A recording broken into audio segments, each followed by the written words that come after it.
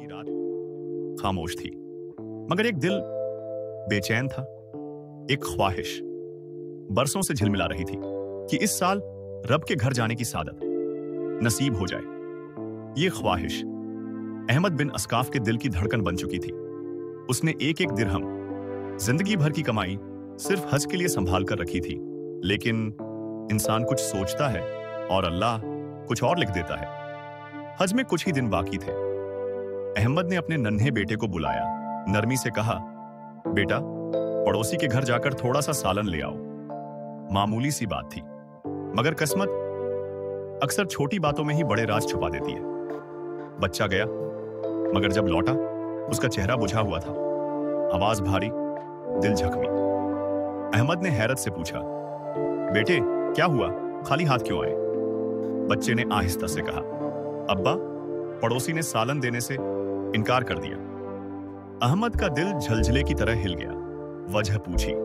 बच्चा वो जुमला दोहराने लगा जिसने अहमद की रातें बदल देनी थी। वो कह रहे थे, तुम्हारे वालिद यह सालन नहीं खा सकते क्योंकि वो हज की मुकद्दस जगह जा रहे हैं। यह सुनकर अहमद के दिल में तूफान उठ गया। रात भर करवटें बदलते रहे, नींद गायब, सोच एक ही, आखिर ऐसा क्यों कहा गया? सुबह हुई। अहमद सीधा पड़ोसी के घर पहुंच गए। दरवाजा खुला, सामने वो शख्स खड़ा था जिसकी आंखों में दर्द छुपा हुआ था। अहमद ने नरमी से पूछा, मेरे बच्चे को क्यों रोका? आखिर बात क्या है? पड़ोसी की आंखें नम हो गईं, आवाज लरजने लगी। वो बोला, ऐ अहमद, आज हमारा राज खुल गया। खुदा की कसम, 5 दिन से मेरे बच्चों ने कुछ नहीं खाया। भूख ने हिम्मत छीन ली, मगर गैरत ने किसी के आगे हाथ फैलाने न दिया। जब नौबत फाकों तक पहुंच गई, मैं जंगल गया। वहां एक मरी हुई बकरी पड़ी थी, उसका थोड़ा सा गोश्त ले आया। उसी को उबाल कर हम खा रहे हैं। शर्मिंदगी की वजह से तुम्हारे बच्चे को सालन न दे सका, वरना यह कब मुमकिन था कि हम खाएं और तुम्हारा बच्चा खाली लौट जाए?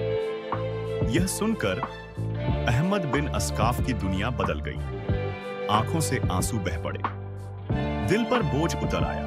वो खुद से कहने लगे, ऐ अहमद, तुझे शर्म आनी चाहिए। तेरे घर में दिरहम के ढेर पड़े हैं और तेरे पड़ोसी के बच्चे मुर्दार खाने पर मजबूर हैं। तू अल्लाह को क्या मुंह दिखाएगा?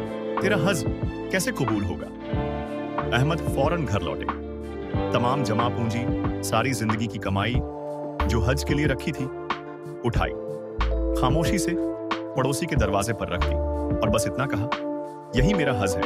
आज मेरा रब मुझसे यही चाहता है। वक्त गुजरा, हज का मौसम आया। अरफात के मैदान में हज्जाज खड़े थे। इन्हीं में हजरत जुन्नून मिस्री भी मौजूद थे। अचानक एक गैबी आवाज गूंजी, अहमद बिन अस्काफ ने इस साल हज की नीयत की थी, मगर वो ना आ सका। हमने उसे हज-ए-अकबर का सवाब दिया है और उसके सदके में बहुत से हाजियों का हज भी कबूल हुआ। जुन्नून हैरान रह गए।